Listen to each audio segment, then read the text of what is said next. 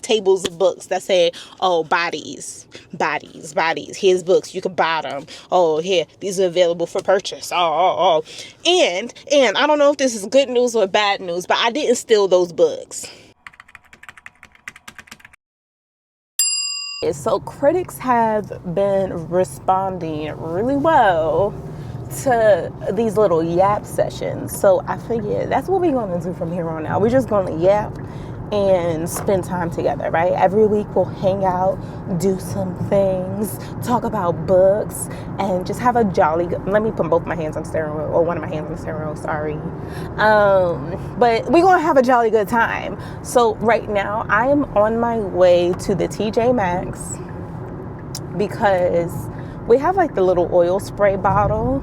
And when I was using it the other day, the whole thing just like completely disintegrated in my hand. I'm like, who am I? A She-Hulk? Like, why did this thing just fall apart like that? So I'm gonna go to the store and see if they have a new one. And then yesterday I was out with my friends and we were out in Bowie and went to the Annapolis, and we went to the HomeSense out there. HomeSense is a glorious store, by the way, if you're not familiar. But while we were in the HomeSense, I found this cute little basket. And I was like, oh, this would be perfect for my little TBR shelf. Because I've really been struggling with managing physical TBR copies because I get through books so quickly. And I end up having like stacks of books all over the house, and it's become a major problem. So I said, oh, people have TBR carts, but that feels very overwhelming to me. And then I want to have something that I could carry with me from like downstairs, upstairs, vice versa, if the spirit moves me to physically move. So I thought a basket would be like a great alternative to that. So I got a cute little basket to fit my books. And then now I'm in the mode of finding things to organize that basket, because like any reasonable person, when you get one thing, you're going to also get 39 other things to go with that one thing that you got. You are pretty sure is going to help you be more productive and be more organized. So that's what we're going to do. See what else can go with this basket so that I can I'm thinking like, I want to stash all the things that I need to read. So like, maybe like get a little cubby for like my highlighters and pens. But I wanted to like be able to clamp onto the basket somehow. And then I also use for my own personal books, right? I'm not highlighting library books, but I also use like Post-it notes and flags. So I would like something, maybe like a little envelope situation to go into that basket. And then I ordered something off of Etsy. It's technically a bookshelf counter that like sits on the shelf, but I messaged the seller and was like, hey, I really love this product, but it doesn't quite work for what I want it to work for, which is like I want it to be flat and stand inside of the basket in between books to separate the books I've finished and the books that I still need to read. With like a little flag in the middle, right? But hers is like at a 90-degree angle so that it could sit off of your bookshelf. And I'm like, oh, if it could just go like this, that's exactly what I want for this basket. And she got back to me really, really quickly in the middle of the night and was like, yeah, I can do that. And it was like, bet, place my order. So when that comes in, we can unbox that together and start bringing this little TBR basket to life. So let's see what we find in, I call everything TJ Maxx. I don't know if that's where I'm going though. It could be like a Marshalls or a Home Goods. I don't know where we about to end up. They all the same to me, including HomeSense. But HomeSense, I know where I know HomeSense because ain't nothing touching HomeSense. HomeSense is the West Elm version of Marshalls, okay? So if you like Marshalls, TJ Maxx, Home Goods, but you want like Crate and Barrel or West Elm level stuff, HomeSense. That's how I view HomeSense. So yeah, I don't know where we're going right now, but we're going to one of them stores and we'll just see what they have.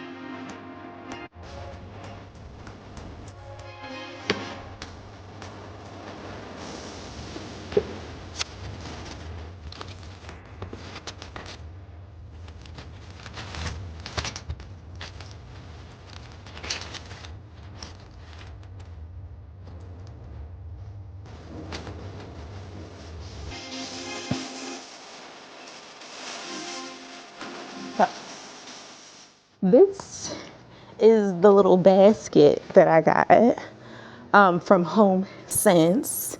And so I've read this book. This is the book that I'm currently reading. And then these are the books that I'm going to work my way through this week. And then, so the same way that I have this book standing up like this, I was like, I want something to separate the books that can act as a divider within the bag. But I didn't find anything in the TJ Maxx and I was just going to give up. But then I was like, let me just go in the little clearance section. And I found the cutest little pencil case, which I showed you while we were in the store. And I'll put my highlighters and I can put my bookmarks and stuff in here. And look, it's like the perfect width to just sit in this basket. So really excited about that. She's coming along. She is coming along. So currently reading An Unkindness of Ghosts. It's more science fiction, and it's definitely dystopian. This is the one that I was like, oh, I didn't realize. I must not have read the description because I didn't realize that this would be a book about like slavery in space. But this is a very interesting story. Like I can't quite. So I feel like in my brain, the way that I'm visualizing this is a cross between that show Silo. So where they had like the different levels and like the lower you got, the worse it was. But instead of like numbers, These are leveled by letter. And there seems to be some kind of caste system. So I don't know if the caste system is specifically rooted on how you look. And I say how you look, not just skin color, because there's multiple things that go into how people are being perceived, which includes, I don't want to say gender expression, because it's not gender expression, but it's like when you look at someone and you assume their gender or their sex, like this is what's part of what's going into it. If people in power are looking at these people and they are like, oh, it's ambiguous, I can't tell how you would identify, then that also gets, factored into, oh, how dark are you? This is definitely a doozy, but it's also like turning out to be a bit of a mystery, because we just found out that this is not a spoiler because I don't even know what she's trying to figure out, but we just found out that our main character's mother left her diaries behind, and the diaries, while they sounded like random ramblings to Aster, turned out to be written in code. So now we're going through decoding these diaries and really figuring out what mom had going on. This is definitely a very interesting read. I'm gonna make up my mind about it once I get I'm gonna keep an open mind until I get to around 50%. But right now I'm just like, for it to be so rooted. Oh, did I said it's a cross between, I feel like I didn't even finish that thought. A cross between Silo, that Apple TV show, and yeah, instead of numbers is letters. I did say that. And then the other show would be Severance. And I'm specifically thinking of that scene in the last season. It had to be where they were in that field, with the shepherds. That's what I feel like I'm visualizing when I'm reading this, and how, because they're sharecroppers, or I think it's slavery. I don't want to say sharecroppers because I really do think this is slavery. It says sharecroppers in the description. Okay, sharecroppers. They're sharecroppers. And it's like they're going through this portal to go, they go into a vault to get into the field, which is why it's like I'm thinking about Silo. What was that other show where when the people was dying in the field, they would bury them back in the field to return it to Earth? Maybe it was a movie. I have no idea. I'm sorry.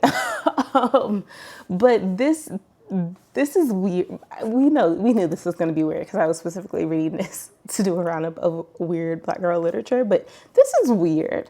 I'll come back and we'll chat about it when I get a little further in, or maybe when I finish it. I meant to finish this over the weekend, but I didn't get any reading done. So we're gonna lock in and finish this before we go to bed today. So I just went to the mailbox and we're talking about it because I'm pretty sure this is publisher mail, because I ain't ordered nothing. I don't be ordering stuff, okay? And it says this is from the Hatchet Book Group. So if this is publisher mail, we're going to open this up together and see what we got, okay? Oh, I should have drank some more of them. But let's get into it. Hold on, let me move this mic so y'all can hear all the rips.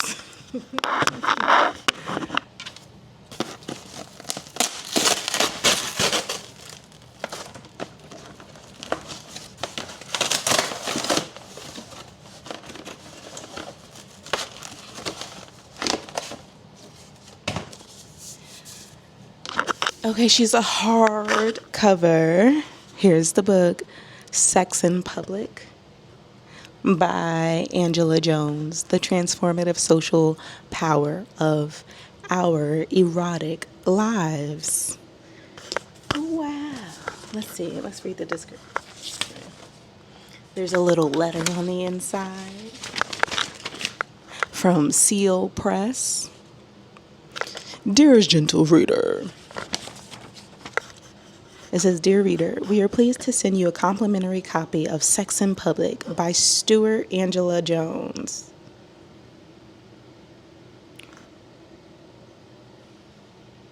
Was that a typo? Or is Stuart a title? Let's keep reading. This is a necessary book for 2026, a prize-winning sociologist's radical vision of the social power of erotic life. If the book resonates, we invite you to share it with your community, whether through your newsletter, blog, social channels, or other platforms. If you do, feel free to tag us at Seal Press. Hey. We are also open to exploring larger collaborations around the book orders, events, interviews, or other creative ideas that align with your audience. Wow! We look forward to being in touch. Well, Juliet Snyder from Seal Press, the Basic Books Group, I too look forward to being in touch. Let's read what this book is about, okay? So obviously this is a work of nonfiction, okay? Whether we're contending with shame, healing from trauma, or experimenting in the bedroom, hello, there's a common tendency to cast anything sexual as a problem best solved in private. Fears of judgment fuel an air of oppression around something that should be liberating. According to the feminist sociologist Angela Jones, we must reject this solitary vision of desire to claim the pleasure fundamental to our freedom. Sex in Public offers a revolutionary new paradigm for understanding sexuality. Sex is never strictly personal, but relentlessly social, shaped by power relations and possessing outsized power of its own. To make this case, Jones charts the inner and interrelated workings of our desires, behaviors, identities, relationships, and communities, guiding readers through field-leading sociology, sexual science, and the voices of sexual rule breakers worldwide. Jones pinpoints the repressive forces that distort eroticism's power, but also reveals our means of breaking free. Champion a rebellious spirit that uplifts bodily autonomy, justice, and care. Sex in Public makes a tantalizing promise. Better sex lives and empowerment await. If only we dare to know our sexualities fully, reimagining society as we do. Okay, professor at Stony Brook University.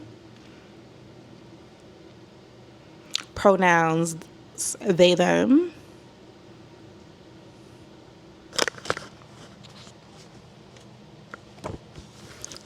Okay, so we're adding this to the TBR. We'll get into it when we get into it. Is this something that sounds like, is this something that you would be interested in? Like, after reading, I don't know if this is like a kosher thing to say, but after reading the description, I feel like it kind of gives me the vibe of, I don't know if you remember that show, Taxi Cab Confessionals. I feel like, and people were like openly talking about sex in a way to like de-center shame. I feel like this is giving that. So we're gonna read this and talk about it at some point. At some point. Would you read this? Does that sound interesting to you? Let me know. And then like what if this ends up being something that we enjoy, what ideas for larger collaborations around the book would you want to see? Like, they suggested bulk orders. That doesn't really interest me necessarily. Events, interviews, or other creative ideas.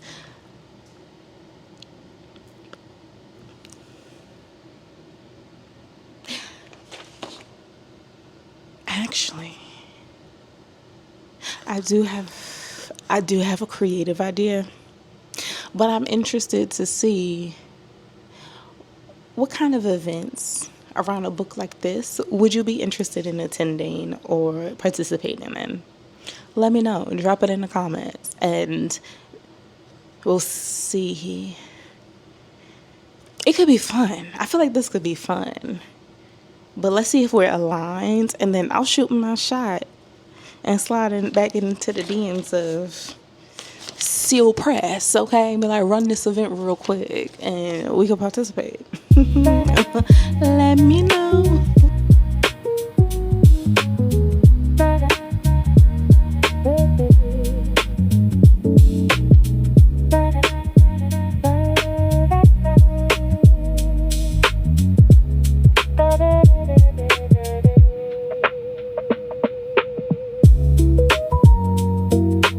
So I finished the book. I did it. I don't know why it took me so long to get into, because I actually really enjoyed it. I think it's probably, I was thrown off by the fact that it was a book about slavery. But once I really got into the groove of things, I enjoyed the story, and especially the ending is satisfied a little piece of something for me. I really enjoyed the fact that, like, the author really focused on this sense of otherness. So our main character, I'm assuming she's neurodivergent because that's how she reads. She has like an inability to read people correctly, right? She makes multiple comments around like, people don't always say what they mean, and there's some words that have multiple meanings and words that have no meaning at all, like love, God, all that, baby. I forget what the other word was, but she has an inability to grasp, what do you call it? Abstract concepts. There you go. She has the inability to grasp abstract concepts.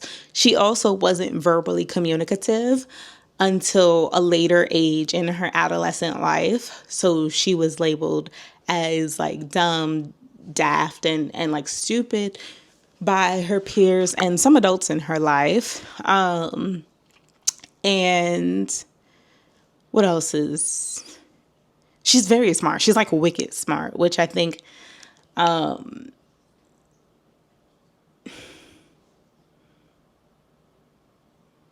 people associate with certain things, I guess is where I was going with that thought. But because she is so dark in her skin tone, she could never be smarter than anybody above, right?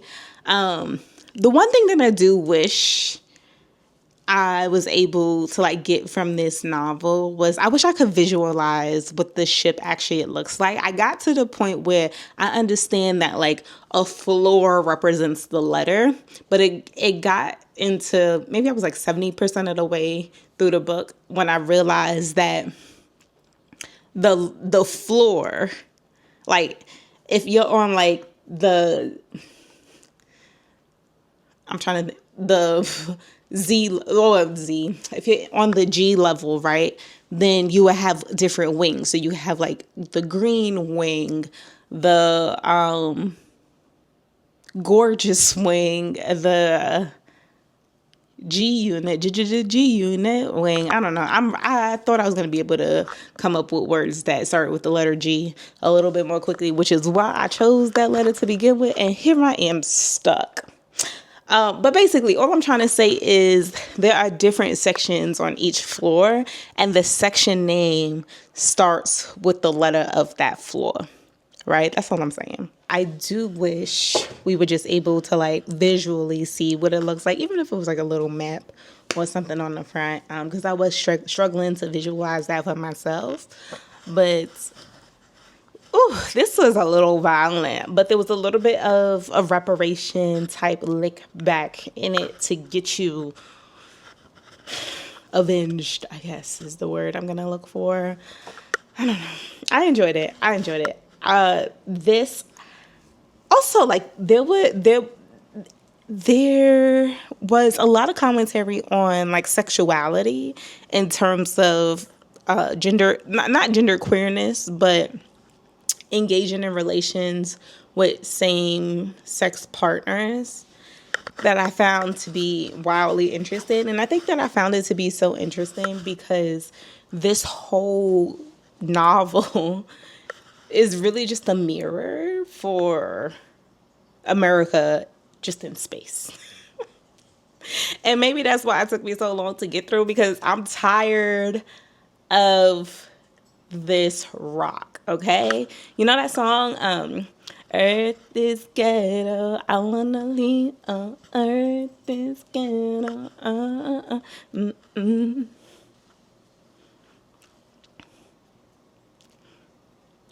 Like, that's literally how I feel. And I'm like, when old girl was singing Earth is Ghetto, I Want to Leave, and when I was singing along with her from the bottom of my heart, singing that song, I didn't mean that I wanted to take Earth with me into space and just like replicate it.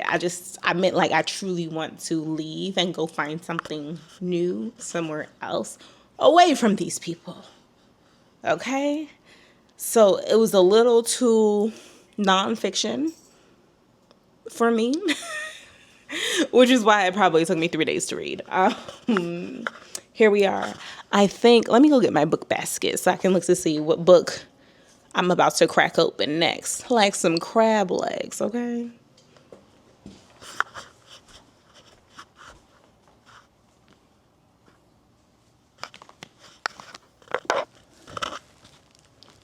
Ooh. She has a book basket. You see how easy it was to just bring my whole TBR shelf with me from over there to over here. I got every book every physical book that I want to read in the next week and a half.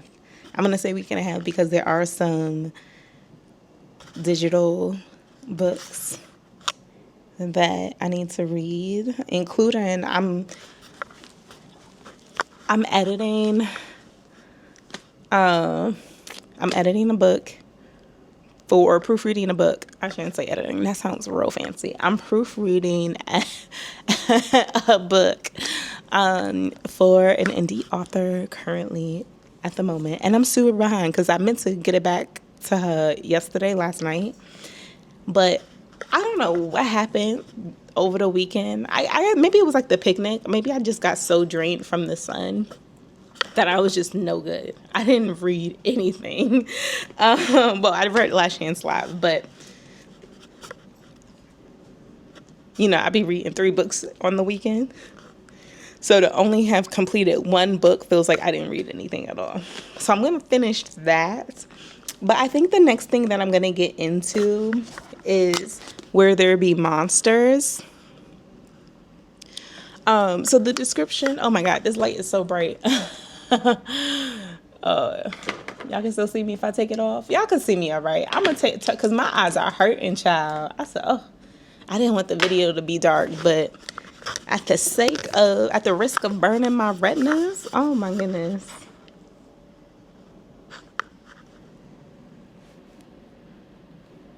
Oh, is this a series? On the back it says, "Don't miss Where There Be Spies."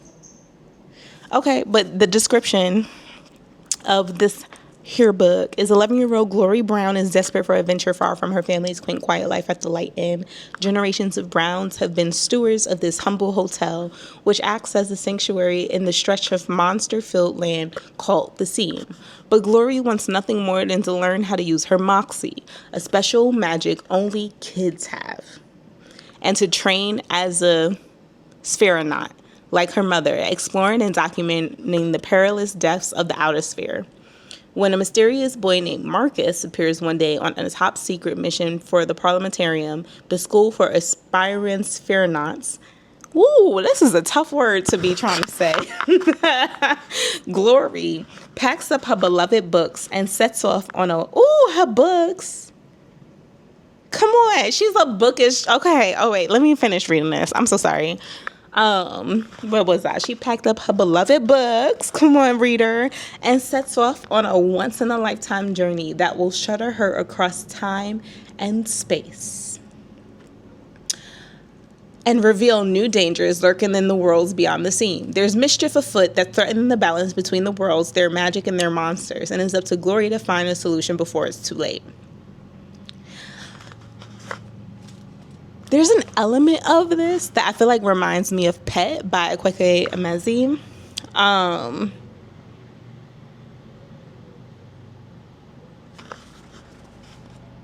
think this is a middle grade read. Let me see. Let me see if it tells me. It definitely on the inside has like the same text font and size as Goosebumps. So it's given this is going to be a quick read. There's a map in here, which I appreciate. What does it say? Ages 9 to 12, grade 7 to 9, preteens. Okay, so older than I thought, honestly. I thought when I think middle grades, I truly am thinking like 5, 6, 7, 8. Middle school, right? So this to me felt like it could have leaned middle school, but they're saying their target audience is high school, really. 9 to 12. That's, I'm gonna read it. I'm a former high school teacher, so I felt like I'm gonna look to see, like, is this something that I think these large mini adults, these little mini adults, I must say large children, but then switching to mini adults, would be interested in. But I'm interested in this. I think this is going to be my next read. I'll start this tonight, but I definitely am going to get as much reading of this copy I'm supposed to be proofreading before this night is done. It's 200 pages. I think I made it to like page 80 or something. I'm not far. It's just I'm not reading at the pace that I was expecting myself to read. So I'm gonna do some editing on that and then transition over to this book and call it a night. You want to edit? No, I'm not gonna, because I'm not trying to get sued. We'll come back when we've started reading this one, or at least finished editing something. I need to be productive, okay? So we're going to be productive on this week of Juneteenth, okay? Because we are resting on Juneteenth.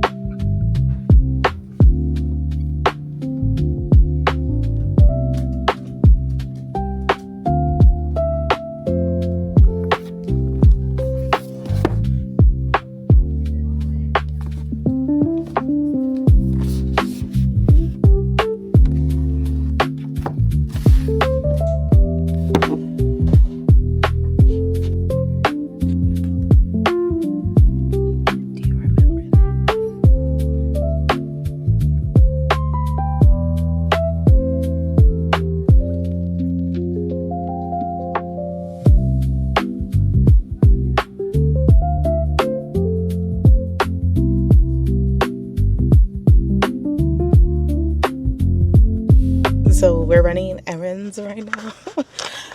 I had to finally drop off this package that I was supposed to have dropped off in October, okay? It's almost July. Either way, it doesn't matter, because guess where the package is?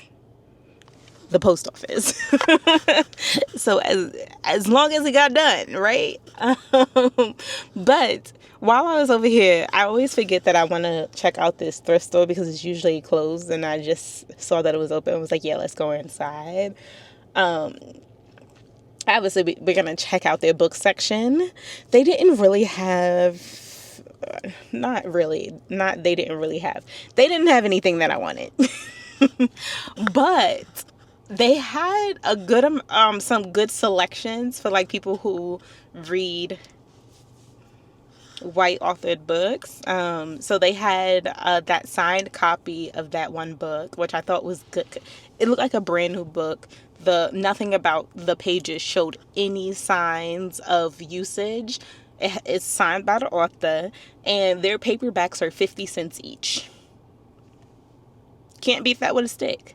Then they also had a couple of other books that I have seen on like new and noteworthy shelves at the Barnes and Noble, because that's how I get exposed to non-black authored texts, via walking in Barnes and Noble. Because you walk through Mahogany, you're not seeing that stuff. You go into Loyalty, you're not seeing that. But Barnes and Noble, they gonna tell you who America is reading right now. So saw a few of those titles, and oh my god, do you remember The Pact by Jodi Picoult?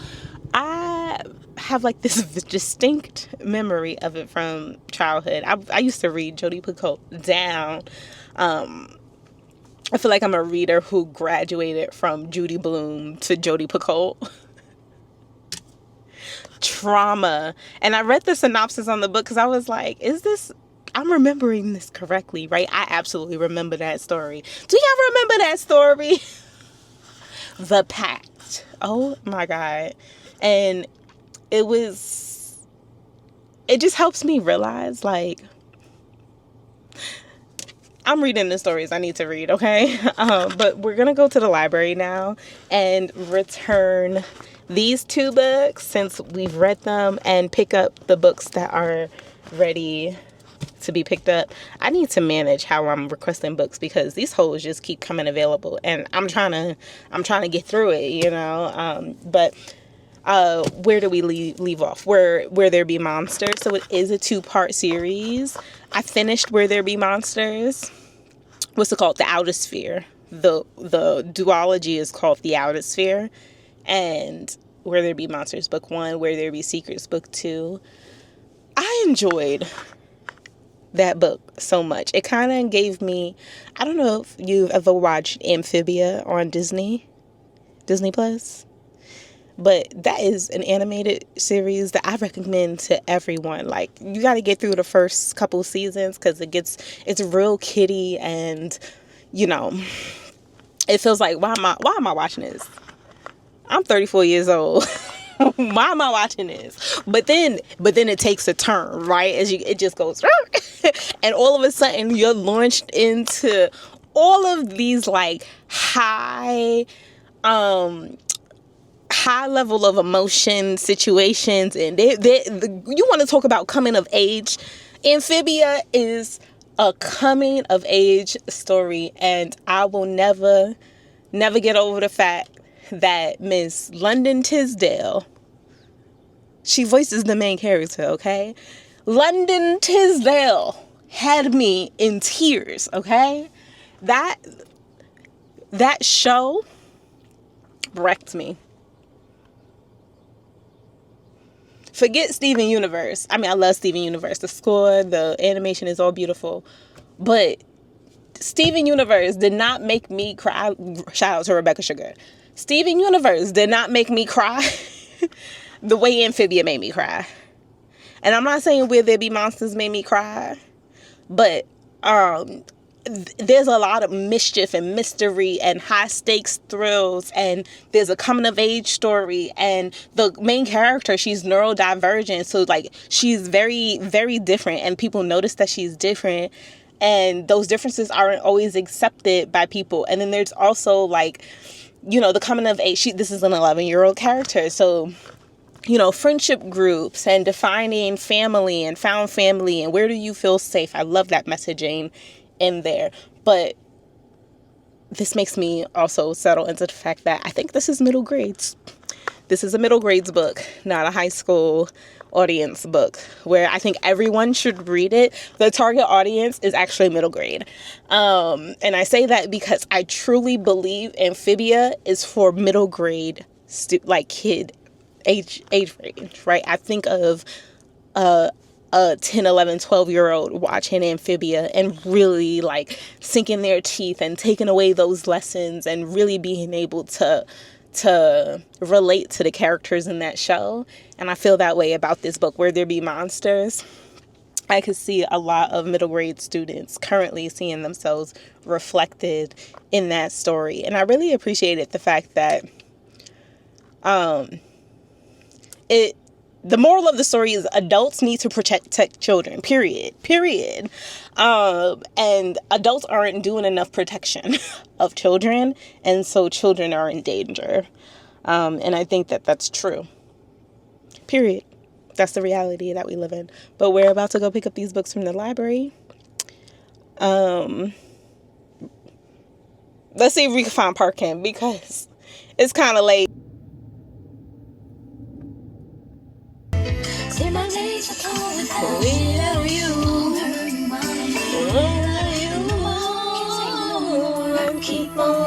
I keep on running back to you. Always tell me that you need me, and I'm weak 'cause I believe you. Without you. All right. This is not a karaoke session. I got distracted. Somebody needs to sue these library people because the fact that they have the freaking book sale, right? Like literally, you walk through the door. As soon as you get over the threshold of the door, there's tables of books that say, oh, bodies. Here's books. You can buy them. Oh, here, these are available for purchase. Oh. And I don't know if this is good news or bad news, but I didn't steal those books. They're actually all $1. At this branch only. So the other branches, if you want a $1 book, come to the Kate Waller Barrett branch. $1 books. Okay, everybody else, they got them for $4, $5, whatever the price is. These are $1, really and truly. So let's get into what I got. So my pickups, the books that I'm borrowing, include The American Daughters by Maurice Carlos Ruffin. So this is supposed to be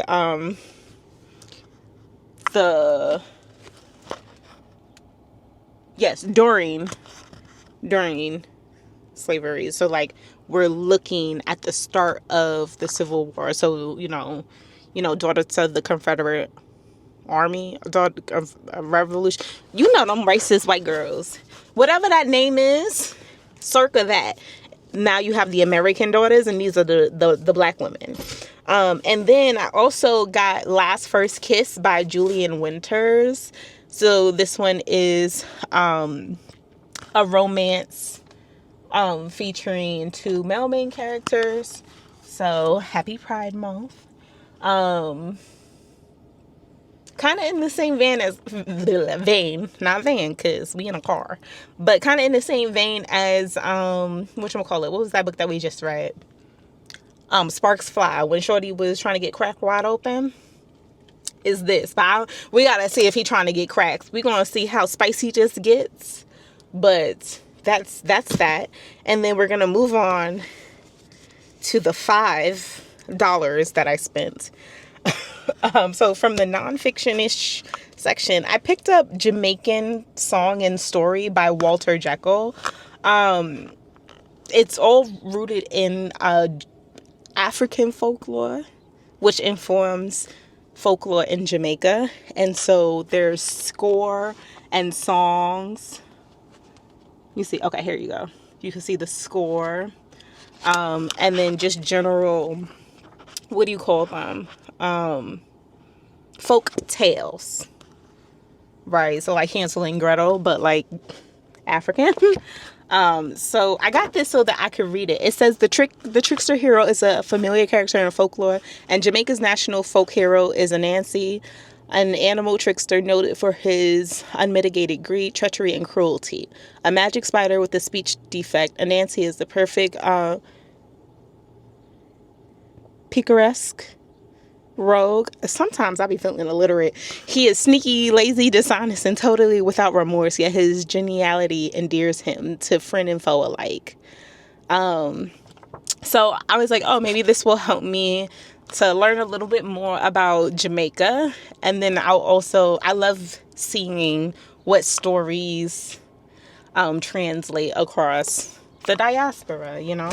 And then I got A Katawich by Nnedi Okorafor, the author of Death of the Author, but also like this came well before Death of the Author. I read this whole series, or most of this series. I really enjoyed A Katawich.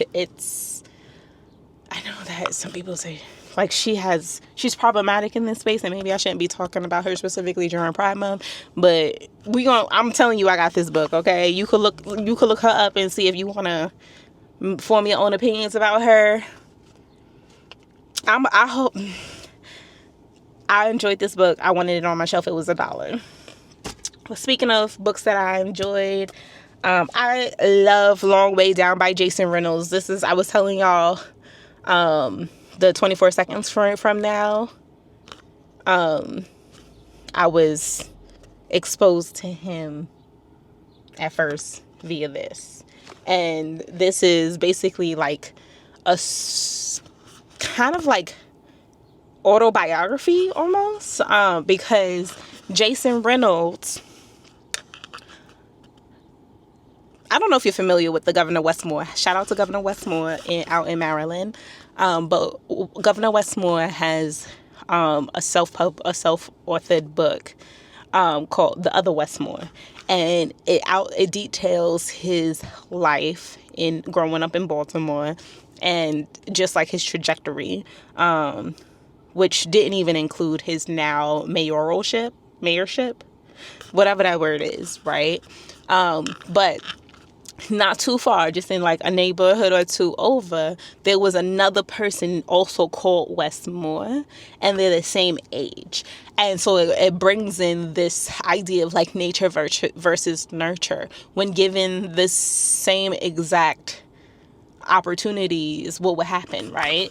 But anyways, I bring that up to say there were multiple points in Governor Westmore's life where, had there not been like a strong adult figure or some intervention, he could have ended up in the place of the other Westmore, and he acknowledges that in that story. But I'm bringing that up because Jason Reynolds is a DC local. I can't remember if he's from DC or if he's just from the DMV area. But he definitely lives in DC right now. But there was a point in his life where he could have ended up in a very different place than where he is today, right? He's this nationally acclaimed author that has, he booked and busy, okay? He just dropping hits left and right. He booked and busy. But there was a time where he could have ended up on the other side of some bars.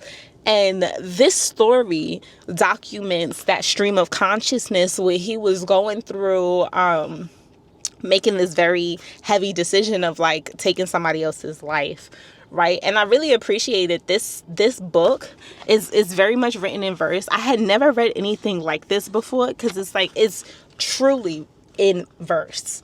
It's a stream of consciousness, and we're going through like past, present, future. It felt like kind of like a what's it, like the Ghost of Christmas, past, present, future kind of thing. The three, whatever. I don't even, Scrooge McDuck, that's what I think of. And so he's having conversations with people as he's on this elevator ride that could change his life when he gets off of it. And every conversation that he has with somebody, it gives him some level of information to help him make an informed decision at the end. And so on the back, it says 60 seconds, 7 floors, 3 rules, 1 gun. For this to effectively be one long ass poem. It's so, oh my God, it did a lot. Anyways, I picked this up for $1 to put it on because I want to own this. This is something that I actually really, really wanted to own.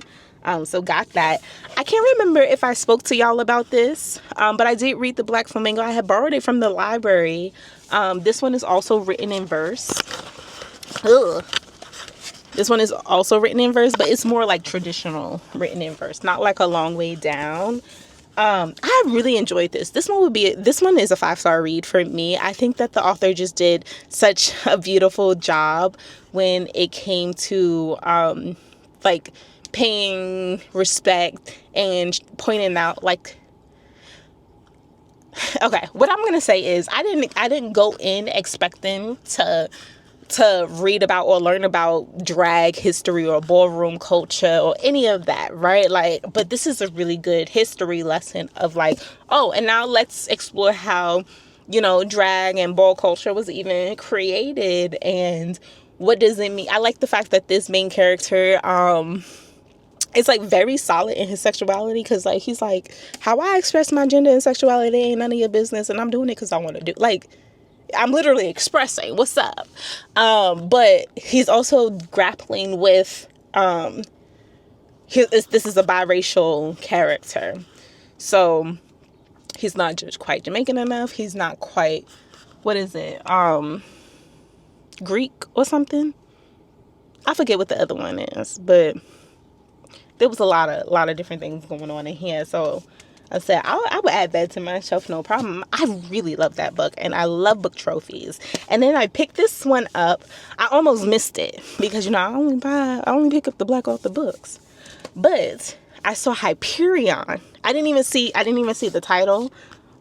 And I didn't recognize the author name. I just saw Hyperion, and I picked it up because it said Hyperion. Hyperion does a really like solid job at having like BIPOC representation. I said, at bare minimum, this is a brown person. Let me see what the book is about. And then I pull it out and I realized it's the same author as There Goes Our Neighborhood. So yeah, I'm gonna get that because I did enjoy that story. This author, her.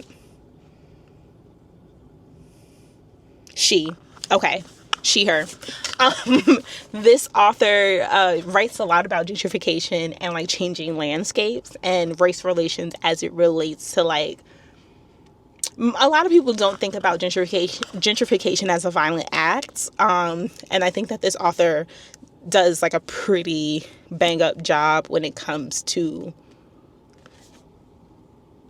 showcasing the violence of gentrification. Okay. So I'm interested to see Our Shouts Echo. That's what it's called. Let's see what it says. So survival tip number 1, the world is going to shit. Whatever you do, don't fall in love. Okay. And then praise for the book says, it's a balm for anxious, weary hearts. Comedic and compassionate story. Existential dread lives alongside hope, depression, alongside first love and loneliness, alongside community. Real, raw, honest, brave.